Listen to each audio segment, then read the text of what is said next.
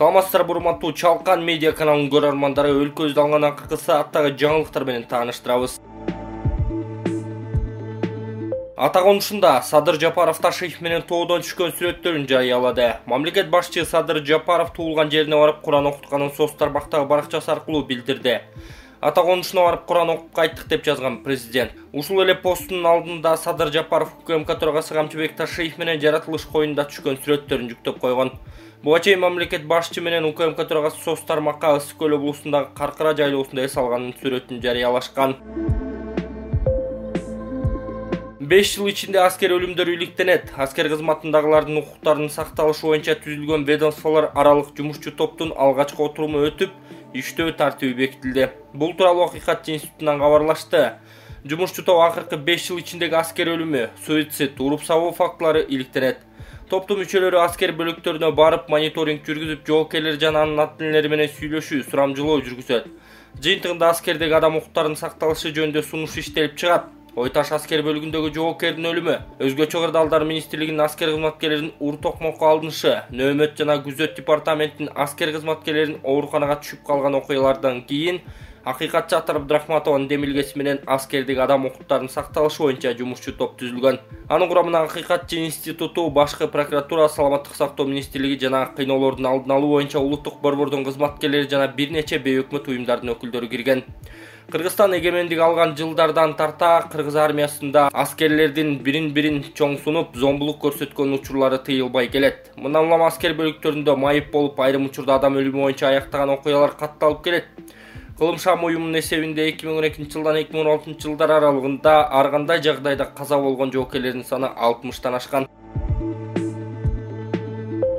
Ысык көлдө Түгөлбай Сыдыкбековдун 110 жылдыгына жана Советбек Жумадыловдун 90 жылдыгына арналган иш-чаралар өткөрүлдү. Кыргыз Республикасынын Жогорку Кеңешинин депутаты, элдик депутаттык тобунун лидери Акылбек Түмөнбаевдин демилгеси менен 22-23 июль күндөрү Ысык көл облусунун Каркыра жайлоосунда Кыргыздын 20-кылымдагы чыгаан жазуучусу, Кыргыз эл баатыры академик Түгөлбай Сыдыкбековдун 110 жылдыгына жана Кыргыз улуттук театры менен киносунун жаркын таланты Кыргыз эл артисти Советбек Жумадыловдун 90 жылдыгына арналган салтанаттуу иш-чаралар өттү. Майрамдык салтанатка мамлекеттин расмий өкүлдөрү, Жогорку Кеңештин депутаттары, министрлик жана ведомстволордун жетекчилери, жергиликтүү өз алдынча башкаруу органдарынын башчылары, маданият жана искусство ишмерлери, жарандык коомдун өкүлдөрү катышты. Мааракеге катышкан президент Садыр Жапаров жана Жогорку Кеңештин төрагасы Талант Мамутов өз сөздөрүндө жазуучу Түгөлбай Сыдыкбеков менен актер Советбек Жумадыловдун чыгармачылык жана өмүр жолуна токтолуп, алардын мекен алдындагы сиңирген ак эмгектерин белгилешкен. Ошондой эле эскерүү иш-чараларын жогорку деңгээлде өткөргөндүгү үчүн депутат Акылбек Түмөнбаев жетектеген уюштуруу комитетине ыраазычылык билдиришкен. Өз кезегинде Акылбек Түмөнбаев юбилейлик салтанатты өткөрүү үчүн атайын Каркыра жайлоосу тандалып алынганын белгилеген. Эки залкардын юбилейлик датасын белгилөө Манаста айтылган касиеттүү Каркырада өтүп жаткан жөн жерден эмес. Түгөлбай Сыдыкбеков да, Советбек Жумадылов да кут конгон түп жергесинде туулуп, Каркыранын суусун ичип чоңоюшкан деген Жогорку Кеңештин депутаты, иш-чаранын демилгечиси жана дем өртүүсү Акылбек Түмөнбаев.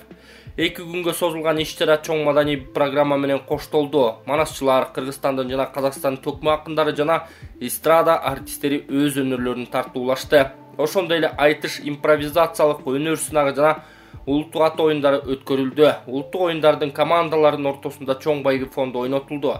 6 автоунаа, акчалай сыйлыктар жана башка баалуу байгелер. Айтыштын жеңүүчүлөрү болсо 1 миллион сомду бөлүштү. Бул маареке боюнча мен көп жылдан бери оюмда бар эле. Ушул 100 жылдыгын өткөрөбүз дедик эле, кичине анда кечигип калдык. Анан 105 жылдыгын ошо өзүбүздүн Кең суу айылында Түгөлбай Сыдыкбековдун туулуп өскөн айылында өткөргөнбүз. Эми 110 жылдыгында ошол бир эле Түгөлбай Сыдыкбеков эмес, Советбек Жумадылов агабыздын дагы атабыздын бая билесиздер, ошол кино тармагында чоң эмгеги ошолорду кошуп, мына бүгүнкү күнү Кудайдын буйруган күнү бар экен, баягы канча ойлонсоң да бүгүн ошол Кудайдын буйруган күнү экен. Ушул жерде чоң маарекени ошол Каркыра жайлоосунда, ошол илгертен тарыхта калган Көкөт айдын аш өткөн жерде ушундай маарекесин, баягы Кыргызда жакшы сөз бар эмеспи? Өткөндөр даңкталмайын, тирүүлөр баркталбайт дегенде ошонусу кандай мына аталарыбыздан кичине өздөрү өтүп кетсе да кыргыз эли үчүн чоң иштерди кылганда ошо жанагы айтып өтпөдүмбү?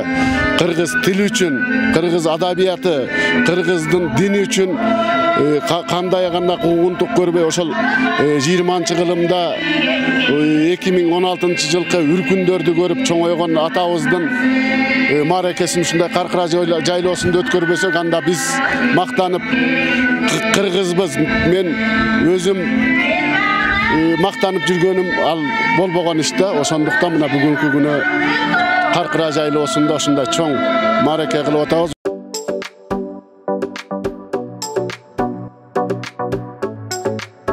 Алайын деген ойым бар да. Кандай алсам екен деп жүрсем де таныстар айтып қалды. Жаңа ашылған кооператив бар екен, Исламский. Ошодан алсам тезірек береді екен дегеннен тапсырғанбыз. Ошонда 2 ай деген да сұрауынша. Даже 1 айға жетпейді. 27 күн, 28 күнде берді да.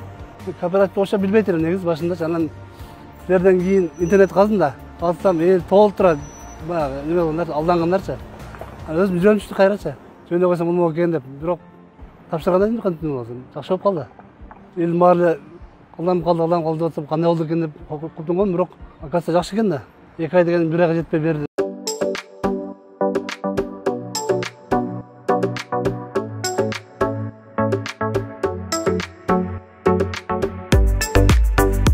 Башқаларда сунуш қылам. Ким ушундай бир ниет кылган ойлогон болсо, тапшырса коркпой алсаңыздар болот экен иншалла.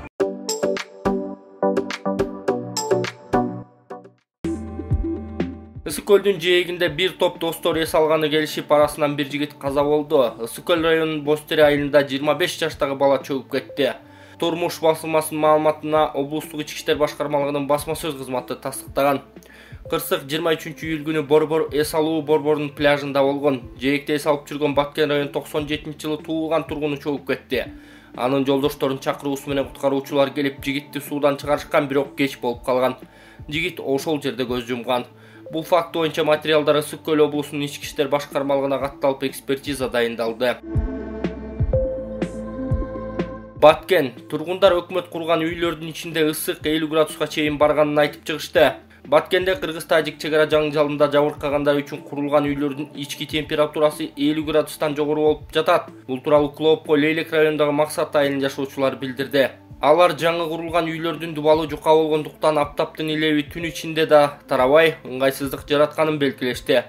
Бир жумадан бери үйдөгү термометр 50дөн жогору көрсөтүп жатат. Биз айласы жашап жатабыз. Мындай үйлөр биздин климатка туура келбейт окшойт. Анткени жайда өтө ысык, кыш мезгилде суук деди ал. Аталган айылдын атын атагысы келбеген дагы бир тургундун айтымында үйдүн ичинде дем алуу кыйын. Мындан улам алар жергиликтүү жогорку бийликке чейин арыз жазып кайрылып, бирок майнап чыкпай жатканын кошумчалашты. Бизде аз гана адамдар 35 000 сомго кондиционер орнотушкан. Бизде шарт болбогон үчүн орното алган жокпуз. Бул боюнча жогорку бийликке чейин кайрылдык. Бизге губернатор, акимдер келип көрүштү. Вентилятор орнотуп беребиз дешкен, ошол боюнча жок болду. Айрымдар ушунчасына Кудайга шүгүр кылгыла деген жооп алдык, деди тургун. Максат айылындагы чегара чырынан кийин курулган үйлөрдө жашап болбойт деген пикирин Фейсбукка Интербилим уюмунун жетекчиси Гүлгакы Мамасалиева дагы жазып чыкты. Укук коргоочу бул үйлөр жабыркаган турак жайды калыбына келтирүүгө жатпайт деп белгиледи. Кам көрөбүз, Тажикстандан эч нерсе сурабайбыз, жоготууларды бир тыйынына чейин толуктайбыз деген Камчыбек Ташиевди ушул үйгө бир күнгө жашатып койгулачы. Президент Садыр Жапаров өзүнө сарай салбай ушул үйлөрдү бышыктап бербейби деген Мамасалиева постунда. Нарын облус башчысы жетим тоо тууралуу пикирин билдирди. Президенттин Нарын облусундагы ыйгарым укуктуу өкүлү Алтынбек Эргешев жетим тоо кенин иштетүү боюнча эч кандай сөз жок экенин айтты. Президенттин облустагы өкүлүнүн басма сөз кызматы тараткан маалыматка караганда Эргешев бул тууралуу 21-июлда Ат башы районунун эли менен жолугушуу учурунда билдирген. Жетим тоо бул элдин байлыгы, кенди иштетүү боюнча эч кандай сөз жок, деди Эргешев. Министрлер кабинетинин төрагасы Акылбек Жапаров 8 апрелде Азаттыкка курган маегинде кумтөрдөн түшкөн киреше башка кендерди иштетүүгө жумшалаарын, арасында Нарындагы жетим тоо темиргени бар экенин да билдирген. Жергиликтүү айрым тургундар аталган кенди иштетүүгө каршы чыгып келишет. Мээрбек Мискенбаев Сооронбай Жээнбековду көрүнөн казып алып сурак кылып соттоого кудуретибиз жетет. Жогорку Кеңештин мурдагы депутаты КСДПнын мүчөсү Мээрбек Мискенбаев Аргумент KG сайтына маяк куруп берген маегин сиздерге сунуштайбыз. Мээрбегиним, Кой Таш окуясы боюнча соттук иштер кайсы жерге келди?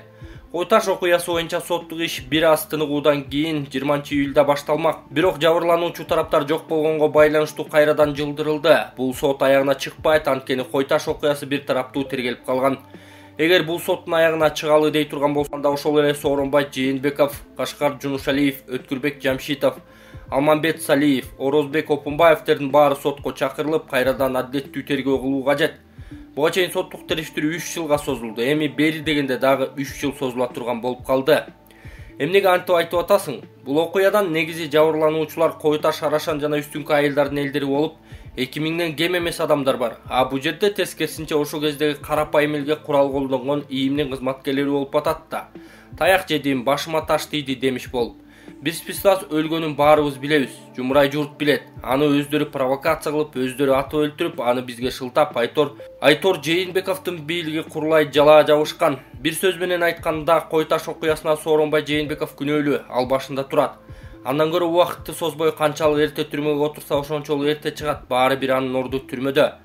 Жээнбеков демекчи, а кишиден кабарың барбы? Биз Дубайга кеткен элек келелек деп угуп жатабыз. Чын төгүнүн билбейм. Анткени менен Сооронбай Жээнбеков Кыргызстанга батпай калды. Келген күндө деле биз аны тынч жашатпайбыз. Эртели кеч жазага тартабыз. Экс-президенттиги макамын алган күндө да элге чыга албайт, аш тойго бара албайт. Мындайча айтканда тирүүнүн өлүгү болуп калды. Мындан өткөн жаза жок. Жугуса кеткис күнөөлөрү толтура. Алсак ошол эле Октябрь окуясында үмүт аттуу бала өлүп, миңдеген жарадар болушту. Анын басымдуу бөлүгү майып болуп калды. Ковидке келген миллиондогон акчаларды кымырып алды. Сооронбай Жээнбеков бул дүйнөдөн өтүп кеткен күндө да көрүнөн казып алып, сурак кылып соттогонго кудуретибиз жетет. Азыркы бийликтин калкалоосу ага жардам бербейт, сактай албайт деп билдирген мурдагы экс-депутат Мээрбек Мискенбаев.